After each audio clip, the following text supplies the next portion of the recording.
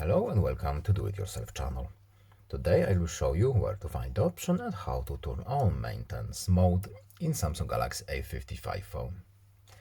So first of all we need to open our settings.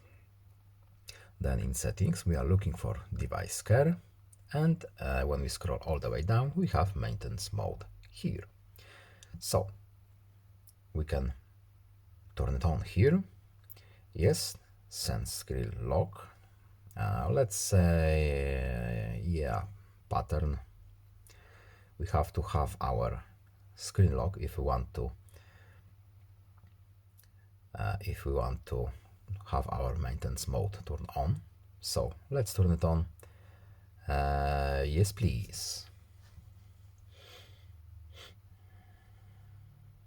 Well, the phone will need some time.